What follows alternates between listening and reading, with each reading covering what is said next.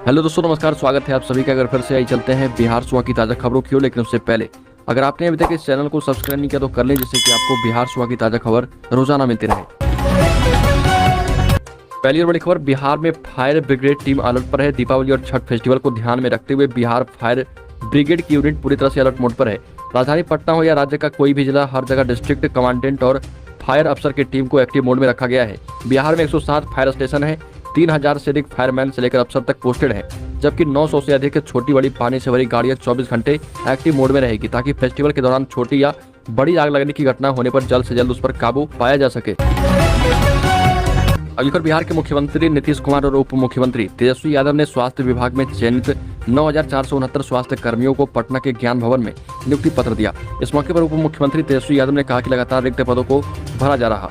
प्रधानमंत्री मोदी पर निशाना साधते हुए कहा कि पीएम मोदी हमारे मुख्यमंत्री नीतीश कुमार के नक्शे कदम पर चल रहे। साथ ही ये भी कहा कि जब नीतीश कुमार ने बिहार में नियुक्ति पत्र बांटना शुरू किया तो अब नरेंद्र मोदी भी वही काम करने में लग गए हैं। केंद्र सरकार दीपावली के दिन 75,000 लोगों को नियुक्ति पत्र बांटने जा रही है। अगली खबर, बिहार के प्रथम मुख्यमंत्री बिहार केसरी डॉक्टर श्रीकृष्ण सिंह की जयंती पर मुजफ्फरपुर के एमपी सिन्हा साइंस कॉलेज में समारोह का भव्य आयोजन किया गया। इस दौरान जेडीयू और राजद के कई नेता और मंत्री जुटे। मुजफ्फरपुर के अलावा वैशाली, शिवहर और सीतामढ़ी से हजारों की संख्या में लोग जयंती समारोह में पहुंचे। कॉलेज में काफी संख्या में लोग मौजूद हुए। इस दौरान मंच पर जदयू के राष्ट्रीय अध्यक्ष राजीव रंजन उर्फ ललन सिंह, जदयू संसदीय बोर्ड के अध्यक्ष उपेंद्र कुशवाहा, बिहार सरकार के समाज कल्याण मंत्री मदन सहनी, बिहार विधान परिषद के सभापति देवेश चंद्र ठाकुर मौजूद थे। मंच से नेताओं ने उन्हें भारत रत्न देने की मांग की है और कहा कि वो महापुरुष थे, सिर्फ देश और राज्य नहीं बल्कि समाज के सभी तबके का ख्याल रखा और इसलिए वो महान विभूति थे। उनके कार्यों को याद किया गया।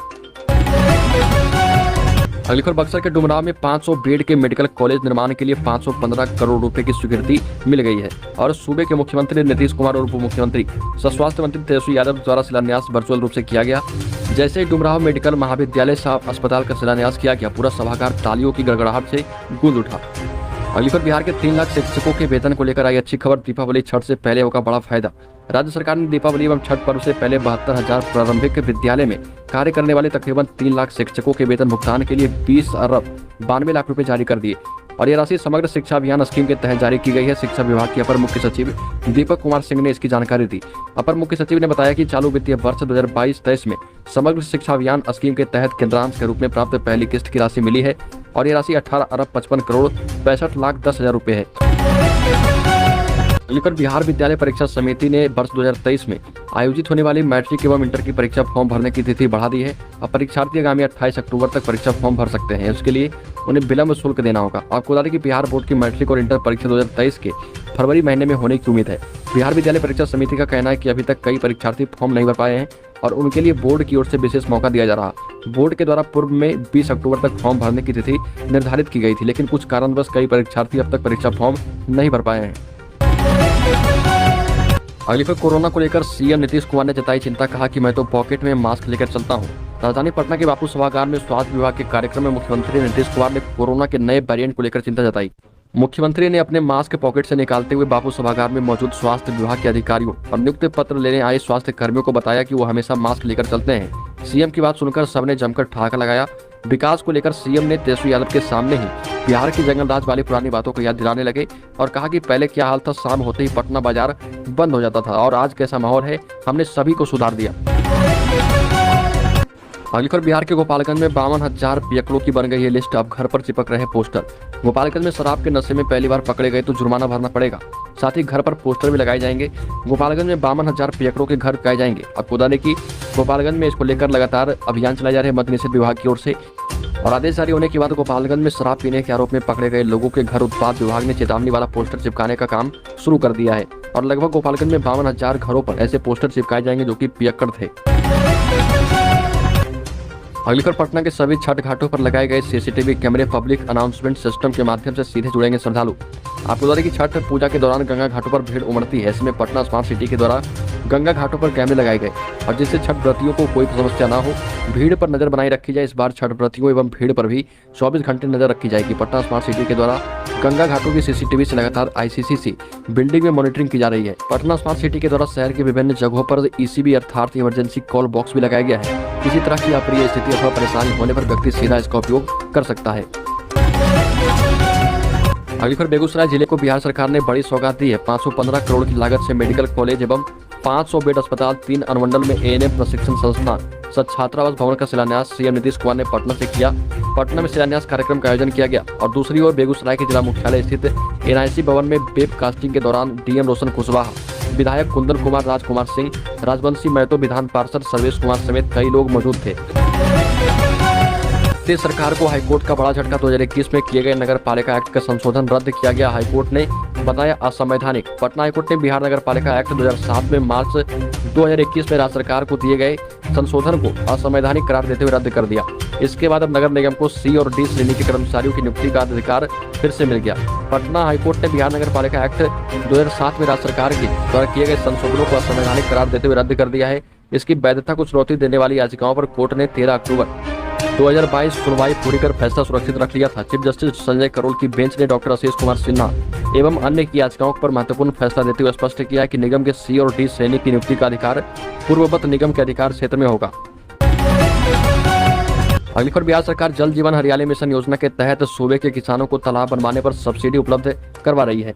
राज्य के किसानों को पर्यावरण बचाने, ग्रीनरी को बढ़ावा देने और जल संरक्षण के लिए प्रेरित करने के लिए बिहार सरकार इस योजना को चला रही है। योजना का मूल उद्देश्य बिहार में झारखंड अलग होने के बाद ग्रीनरी को बढ़ावा देना था। इस योजना के जरिए सरकार आवेदक किसान को 75,500 रुपए की सब्सिडी उपलब्ध करवाएगी।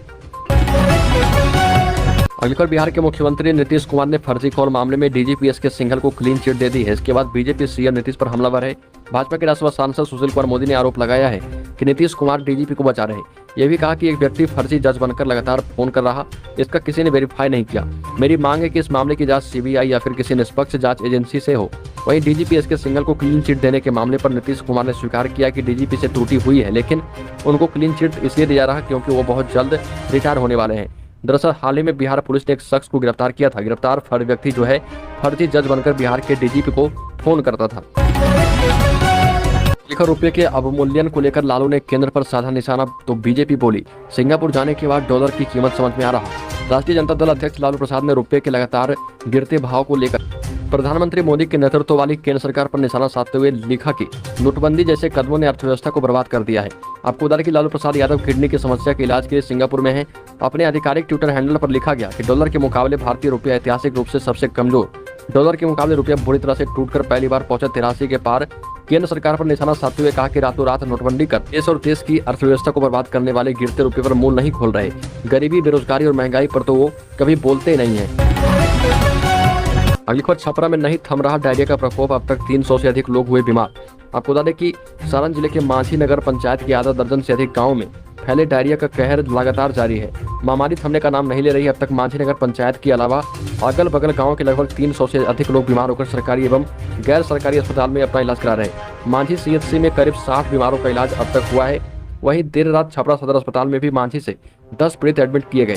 मांझी सीएचसी में ड्यूटी पर तैनात कर्मियों से मिले हैं और मरीजों के इलाज के लिए अस्पताल प्रबंधन जरूरी दवाओं एवं पानी की बोतलों की कमी को देखते हुए निजी दुकानों से भी खरीदारी कर रहे हैं।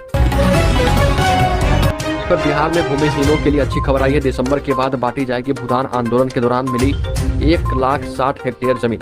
आपको बता दें कि भूमिदान अभियान के दौरान बिहार सरकार को दान में मिली 1.60 लाख एकड़ जमीन 60 साल के बाद वितरण की योग्य आई गई है। गांधीवादी नेता विनोबा भावे के द्वारा शुरू किए गए अभियान के दौरान इन जमीनों को उनके मालिकों ने दान किया था। बिहार सरकार के राजस्व एवं भूमि सुधार विभाग के सूत्रों के मुताबिक 1.60 लाख एकड़ जमीन को भूमिहीन लोगों के बीच बांटने की प्रक्रिया इस साल ही दिसंबर के बाद कभी भी शुरू हो सकती है। 1950 से 1960 के बीच बड़े बड़े जमींदारों ने भूमि दान अभियान में हिस्सा लेकर अपनी जमीन दान की थी।